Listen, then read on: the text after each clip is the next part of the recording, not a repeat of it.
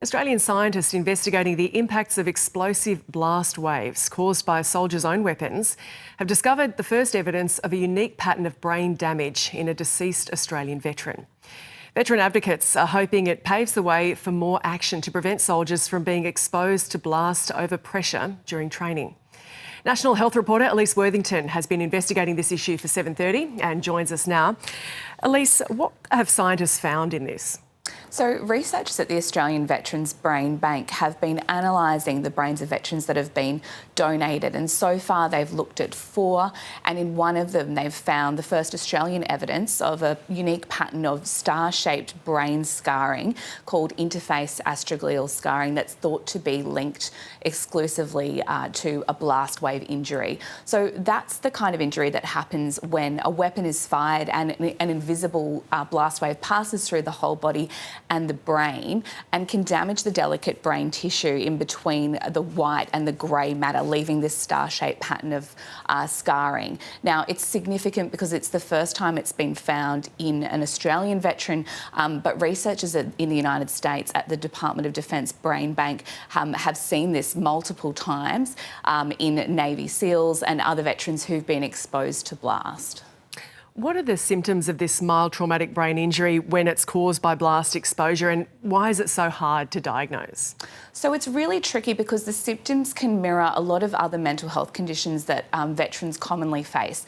Things like PTSD, depression, anxiety, but also things like memory loss, which is something that I hear a lot from veterans who I've spoken to, dozens of veterans about this. And also things like rage, impulsivity, sudden sort of personality changes. So the symptoms are sort of hard to pinpoint and link to blast exposure, and there aren't currently tests that can be performed in living veterans, like brain scans and things that can show this up, which is why it's so important that the Veterans Brain Bank is getting people to donate their brains to look at the kinds of damage that can be only seen under a microscope. And what's the Australian Army doing to address this? So for tonight's 7:30 program, I've interviewed the Chief of the Australian Army, Lieutenant General Simon Stewart, who has said that he is really concerned about this issue and that they are taking steps to implement a brain injury program. Now, that was one of the recommendations of the Defence and Veterans Suicide Royal Commission last year, and part of that will be cognitively baselining soldiers on enlistment when they join the Army and then tracking and monitoring their blast exposure over time.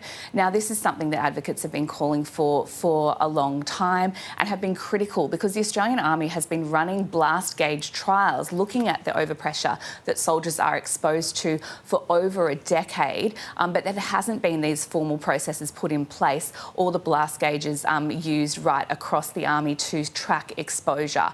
So that's something that the Army says it's committed to now doing and will be in place in hopefully the coming months.